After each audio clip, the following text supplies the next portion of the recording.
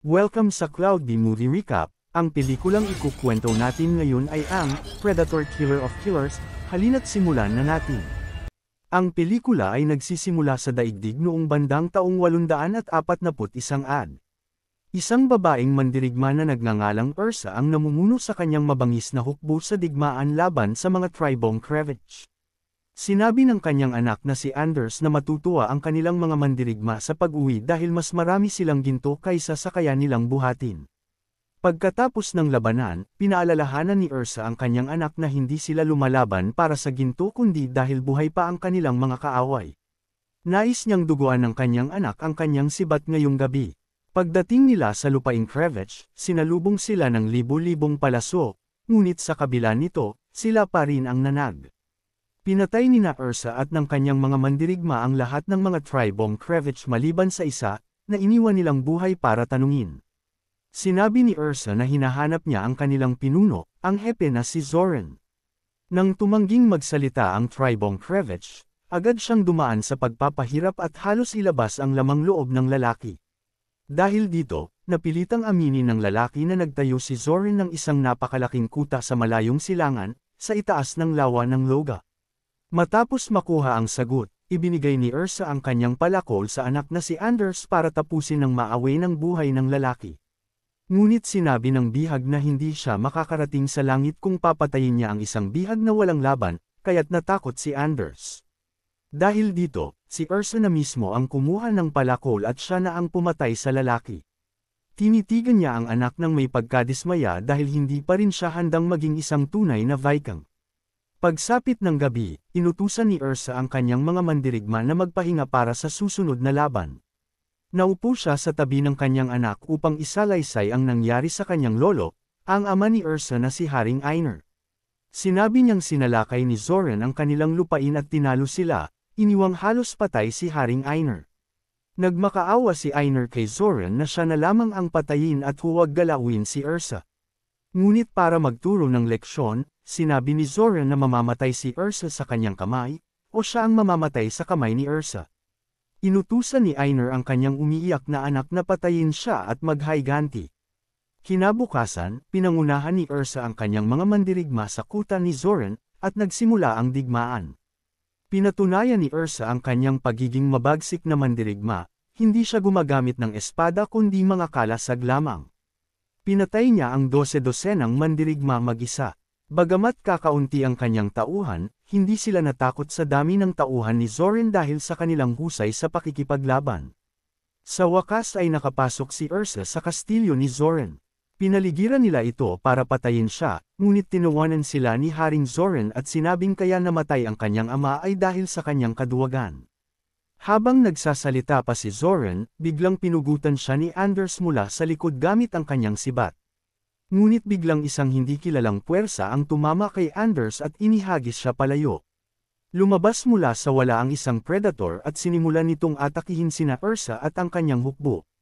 Isang suntok lamang ang kailangan upang mapatay ang bawat mandirigma. Habang sinusubukang patayin si Anders, lumundag si Ursa sa likod ng halimaw at binugbog ito gamit ang kalasag. Ngunit ginamit ng Predator ang kanyang makabagong sandata para maglabas ng malakas na puwersa na nagpalipad kay Ursa mula sa bundok. Nahulog siya sa lawa ngunit nagawang lumangoy at makaligtas. Habang hinahanap siya ng Predator, ginamit ni Ursa ang isang mabigat na bagay para pabagsakin ito. Tinali niya ito sa braso ng Predator gamit ang kadena at inakit ito papunta sa lawa. Hindi ito makalangoy pataas dahil sa bigat ng nakatali sa braso nito. Habang sinusubukan nitong gamitin ang sandata para patayin siya, ginamit ni Ursa ang kanyang kalasag para ibalik ang atake at ito ang pumatay sa Predator. Lumabas si Ursa sa lawa at nakita ang anak niyang si Anders na sugatang-sugatan. Namatay ito sa kanyang mga bisig habang siya ay umiiyak. Bigla tayong dinadala ng eksena sa ibang panahon, sa Japan, taong 1806. May kambal na magkapatid na nagngangalang Shin at Lee na naglalaro ng bangkang papel. Ang kanilang ama ay ang shogun, ang hari ng panahong iyon, kaya't sila ay mga prinsipe. Dahil wala sa kanila ang mas matanda, nagpasya ang ama na ang magiging susunod na tagapagmana ay ang mananalo sa laban gamit ang espada. Ipinaglaban sila ng hari at sinabing ang mananalo ay magiging susunod na tagapamahala ng Japan. Ipinakita na si Lee ang mas mahusay na mandirigma, ngunit tumanggi siyang labanan ang kapatid dahil alam niyang magiging mabagsik ang resulta. Sinamantala ni Sin ang pagkakataon at sinaktan si Lee habang hindi ito handa, iniwan siyang may pilat sa mukha. Itinalaga si Sin bilang tagapagmanang prinsipe habang si Lee ay tumakas dala ang sakit ng pagkakanulo. 20 taon ang lumipas, nang mamatay ang hari, naging susunod na hari si Sin. Nang marinig ni Lee ang tunog ng kampana mula sa kagubatan, nahudyat ng bagong hari, nakita niya itong pagkakataon para maghayganti. Kinuha niya ang kanyang mga sandata, lalo na ang pinakamahalaga, ang kanyang katana. Sa libing ng kanilang ama, isang predator ang palihim na nagmamasid sa bayan mula sa bubong. Hindi nag-aksaya ng oras si Lee sa kanyang misyon. Pumasok siya sa palasyo at tahimik na pinatay ang mga bantay. Ngunit nabigo ang plano nang may makakita sa kanya at nagpatunog ng kampana. Nag-arma si Sin at ang kanyang mga bantay, ngunit nagtapon si Lee ng pulang gas sa silid at pinatay ang lahat ng bantay sa ilang segundo. Nagsimula ang laban sa pagitan ng magkapatid. Bagamat mas mahusay pa rin si Lee, matindi rin ang ipinakitang paglaban ni Sin. Pagkatapos ng matagal na laban, nanagsili at naghiganti sa pamamagitan ng pag-iwan ng pilat sa mukha ng kapatid, katulad ng ginawa nito sa kanya 20 taon na ang nakalipas. Habang ibinabalik na ni Lee ang kanyang espada, nahulog mula sa bubong si Sin. Nabigla si Lee at labis ang kanyang lungkot sa sinapit ng kapatid. Tiningnan niya ang larawan ng kanilang ama sa dingding at sinisi ito sa lahat ng gulo sa pagitan nila. Lumabas ang predator mula sa kung saan at bigla siyang inatake. Tumakbo si Lee at habang iniiwasan niya ang mga gwardyang gustong siyang patayin, naiwan sila upang harapin ang predator na sinimulang patayin sila sa malupit na paraan. Hinabol si Lee ng predator sa bubungan at nauwi ito sa kanyang pagbagsak sa ilog malapit sa tarangkahan ng bayan. Doon, nalaman niyang buhay pa pala ang kanyang kapatid na si Sin, na tinangkang atakihin siya. Ngunit pinatahimik siya ni Lee dahil may mas malaking panganib sa paligid. Tinangkang salakayin ng predator si Lee mula sa likuran ngunit hinaranggan ito ni Sin, kapalit ang pagkatusok ng patalim ng predator sa kanyang tiyan.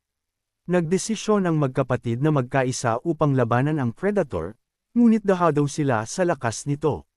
Napansin ni Lee na may bomba ang predator at matalinong kinuha ito upang gamitin laban dito. Matinding pinsala ang inabot ng predator. Kinuha ng magkapatid ang kanilang mga espada at pinagtataga ito hanggang sa tuluyang mapatay. Pagkatapos ng labanan, nag-usap ang magkapatid sandali bago bawian ng buhay si Sin dahil sa matinding sugat. Biglang lumipat ang eksena sa ibang timeline, Florida, taong 1941. Ipinakilala ang isang binatang si Miho na nagmamaneho ng kotse at humahanga sa mga eroplano sa langit. Nasira ang makina ng kanyang kotse kaya tinawagan niya ang kanyang ama na isang mekaniko. Nabigo ang ama dahil hindi marunong si Miho mag-ayos ng makina, ngunit naunawaan niyang pangarap pala ng anak niyang maging piloto. Tinuwanan niya ito, sinabing wala itong kakayahan para maging piloto kung hindi man lang kayang ayusin ang isang makina. Isang taon ang lumipas, naging mekaniko si Miho katulad ng kanyang ama, ngunit ang pinagkaiba ay inaayos niya ang mga eroplano para sa mga sundalo ng Air Force. Nakipagkasundo si Vandy, ang namumuno sa Air Force, na gagawing piloto si Miho kung maaayos niya ang isang eroplano na sinasabing imposibleng ayusin. Nabigo si Miho, at habang sinusubukan niyang kumbansihin si Vandy na karapat-dapat siyang maging piloto, napalingon sila sa isang pagsabog sa himpapawid. Pinaghinalaan ni Vandy na ang Vietnam Army ang umatake kaya agad siyang bumuo ng puwersang panghimpapawid. Narinig ni Miho mula sa isang sugatang piloto na hindi tao ang umatake at direkta nitong sinira ang kanilang mga makina. Nakita ni Miho ang kakaibang sandata sa eroplano ng sugatang piloto at sinimulang imbestigahan ito. Habang iniimbestigahan niya, biglang naging isang kawit ang sandata at lumipad papunta sa langit. Nagdesisyon si Miho na isugaw ang kanyang buhay at lumipad gamit ang sirang eroplano upang balaan ang ibang sundalo na hindi Vietnam Army ang kalaban kundi mas mapanganib pa. Nailipad ni Miho ang eroplano, ngunit huli na.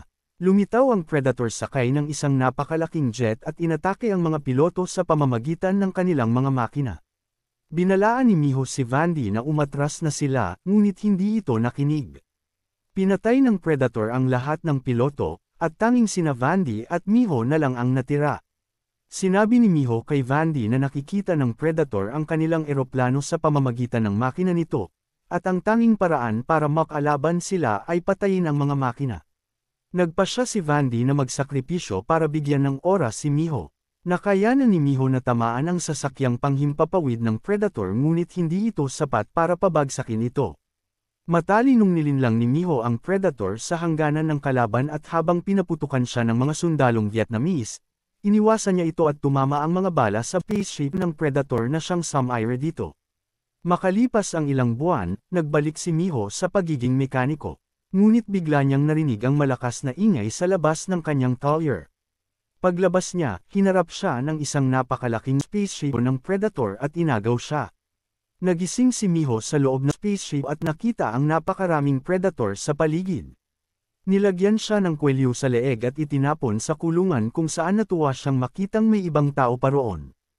Ang dalawang iba pang bilanggo ay sina Ursa at Lee, na parehong nakapatay ng Predator sa kani-kanilang timeline. Sinubukang makipag-ugnayan ni Miho ngunit magkaiba sila ng wika at hindi magiliw ang dalawa. Kinalaunan, inilabas silang tatlo at doon nila napagtantong wala na sila sa planetang Earth. Lahat ng Predator ay lumuhad sa pagdating ng kanilang hari, ang Predator King. Nagsimulang magsalita ang Predator King at ipinaliwanag na ang kwelyo sa kanilang leeg ay para maintindihan nila ang lengguwahe ng mga alien. Sinabi ng Predator King kina Miho, Ursa, at Lee na kailangan nilang maglabanan hanggang may isang matira, na siya namang haharap sa hari. Napagtanto ni Miho na ang kwelyo ay hindi lang pang-translate kundi isa ring bomba kung tatangkain nilang tumakas. Binigyan sila ng mga sandata ng kanilang tribo upang maglabanan. Tinangkang atakihin ni Ursa si Miho ngunit pinigilan ito ni Lee. Tumanggi siyang lumaban kay Ursa at sinabi niyang sila ng kanyang kapatid ay nanalo sa mga Predator dahil nagkaisa sila. Sinubukan niyang kumbansihin si Ursa na magtulungan sila. Naramdaman ng Predator King ang nagbubuong alyansa kaya naglabas ito ng isang dambuhalang halimaw bilang bagong hamon. Habang kinakalma ni Miho si Ursa, itinapon siya ng halimaw at nilamon. Nilabanan ito nina Ursa at Lee mula sa labas habang si Miho ay gumala sa loob ng tiyan ng halimaw, nakakita ng sandata, at sinimulang tusukin ang laman nito. Sa huli, napaslang nina Ursa at Lee ang halimaw. Nahulog ang bangkay ng halimaw sa hukay habang nasa loob pa si Miho. Naiwan sina Ursa at Lee sa arena. Inatake ni Ursa si Lee ngunit mas magaling lumaban si Lee at maraming pagkakataong patayin siya, pero hindi niya ginawa. Sa halip, ibinaba niya ang kanyang espada bilang pagtutol sa mga patakaran ng Predator.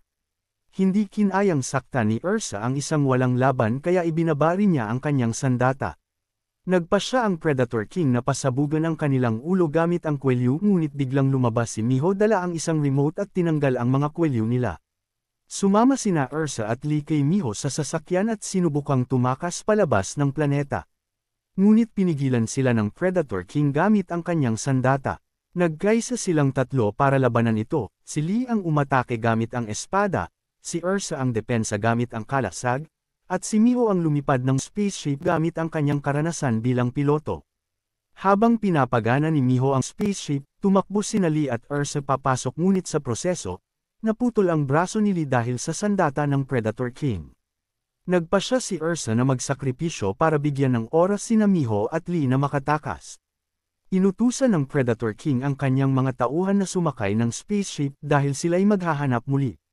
Sa dulo ng pelikula, makikita ang milyon-milyong tao na nakaimbak sa mga pod sa planeta ng mga Predator. Dito na nagtatapos ang pelikula. Salamat sa panunood hanggang sa susunod na video.